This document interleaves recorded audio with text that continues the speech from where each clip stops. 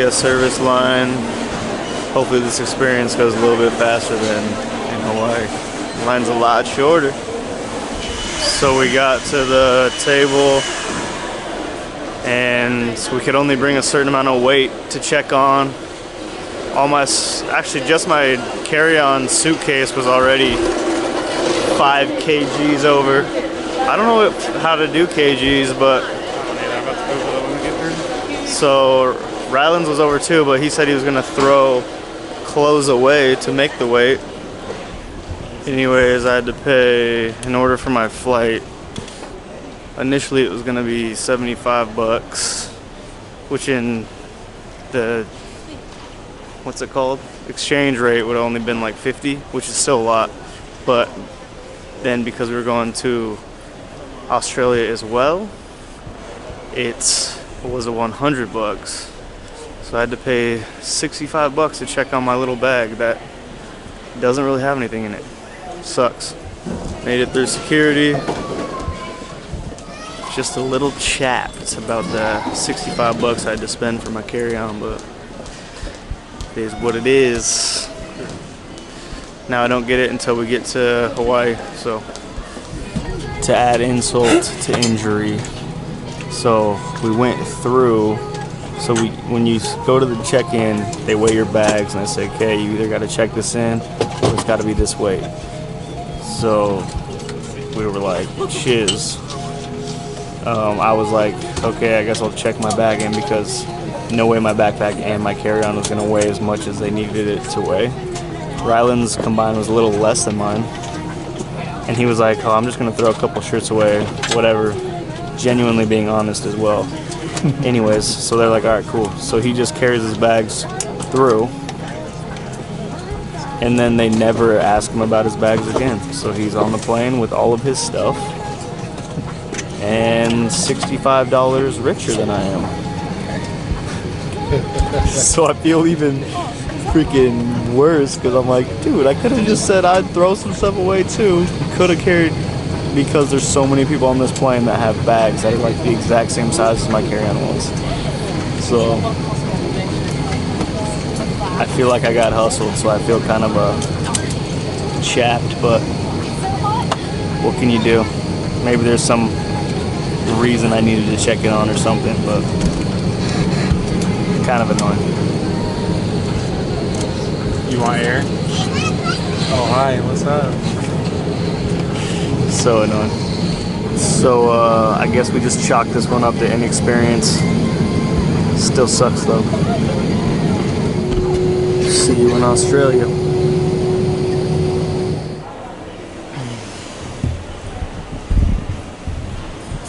Alright, I'm about to expose myself. So we are in Australia right now. So I was on the window seat, and before, when we were coming here, Rylan was like, hey, if you have to use the bathroom and I'm asleep, don't wake me up because I have a really hard time sleeping on planes. So I'm like, alright, cool. So I put that in the memory bank. Anyways, on the way here, I was window seat, he was in the middle, and then someone was in the aisle. And I had to pee like after about a half hour after we took off, but I was just holding it. It was only like a 3-hour flight from New Zealand to Australia. I was like, I can handle. Plus I wanted to, you know, work on some mental toughness, see how long I could hold it, I guess. If that's weird, whatever. Anyway, so we land, and by this point I'm like, I gotta pee pretty bad. So we land, and the guy's like, good news, we're here. Bad news, we're not able to get in. We gotta wait like 20 minutes before we get to like the gates. So I'm like, oh my gosh. So I sit there for like a few minutes, then I hit the like overhead thing to notify the flight attendants. Nothing happens. So I wait a few minutes and then I undo it, then ding it again, and then they come over the overcom and say, if it's an emergency, ding it again. So me, I'm like, yo, I'm about to pee my pants. This is definitely an emergency. So then I ding it again. The lady comes back and I'm like, hey, I really need to use the bathroom. She said, no, sorry, can't. The aisle needs to be clear. And I'm like, well, what if, would you rather have me pee my pants? Like, she's like, sorry, we have to keep the aisle clear. So I'm like super irritated. On top of like my already I'm about to pee my pants irritated. So I sit there for a little longer. I'm like, dude, I gotta do this. Then I even started having the thoughts like, am I really about to pee my pants right now? But I don't know, like my brain was like, would like disallow me from peeing my pants, I feel like. Because once you like, that's like a mental decision, like to like, okay, I'm gonna pee my pants now. And I was like, I do not accept that. So here is where the exposed comes in. So I had my Hydroflask, right? But it was filled with water. So I was like, I'm not. That was like my only option. I was like, dude, this is like my only plan B. So I asked Rylan to drink as much of it as he can, which he does. And I put up my backpack and I pull out my pants to kind of like shield certain areas. And then I slyly pee. He had drinking about 2/3 of it, so I sneakily peed in the Hydroflask to save myself from peeing in my pants. Yeah, it's pretty. I don't know how I feel about that. Rylan thinks it's funny. But we get to the airport. I threw my Hydroflask away because I was like, yeah, I could clean it, but I don't know. It just kind of seems weird. If you knew I had peed in my Hydroflask, you would never drink out of it. So I threw it away. But yeah, great story. Now I know if I gotta go, be inconvenient and move people out of the way. So we're here in Australia. Our layover is 7 hours. I think we're just gonna chill in the airport because Rylan's back's hurting. We gotta go through like customs and stuff to be able to go out to Australia. The Opera House, I think it's like $25 train ticket. I don't know, I just don't know. Rylan has his bags since he was able to get it on for free and I was freaking swindled. But yep, that's what's going on right now. So what would you have done? I want to know what you guys would have done if you were in that situation.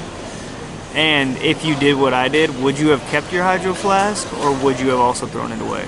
I'm genuinely curious, so let me know in the comments, I guess. I feel like normally I would have told that story and it would be funny to me, but I don't know, I'm a little distraught today. Had to freaking pay for that suitcase. It's knocking you down. Almost just peed my pants. I know, it's like opportunities for growth in my mental capacity, so I guess need to look at them as opportunities for mental toughness, mental strength. I'm all about that though. So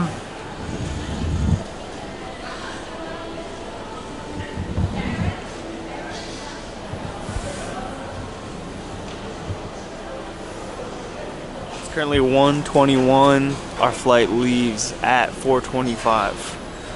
So we've been here we got here at like 8:30, yeah? Didn't we get here at 8:30?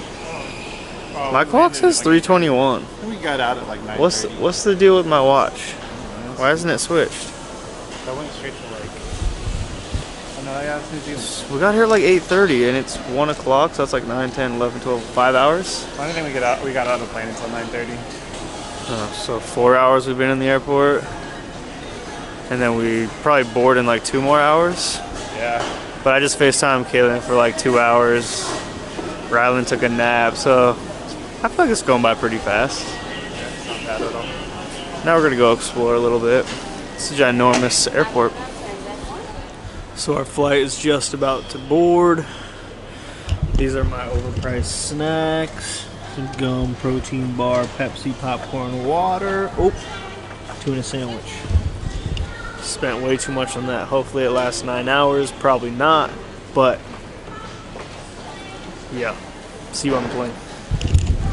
Okay, so when we got on the plane, I don't even remember what the guy said. I think he said like second galley on the right. Left? I don't know. I never turn left when I come to the door. So anyways, I turn right. We're sitting in 11J and the number started at like 26 and I'm like, that's weird. So we go up to the front, like where it's like front class looking seats. Front class? First class. And which doesn't make sense too is like, why would it go from 11 to 26 or whatever? Anyways, so we come up here, and our seats are here. So cool. Was the legroom the same or different? I don't know. Like it looks more beautiful. Like before, as in the last flight. Okay, but anyways, first perk of this spot. You ready? Yes. Window, no shade, bro. But check this out. There's a button.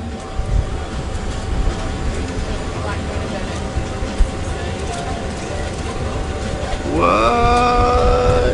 The question is it dark enough? You guys see that dim? Yeah, I don't know. It doesn't go pitch black, which is stinks, I guess. But I never had a like button like that on the window.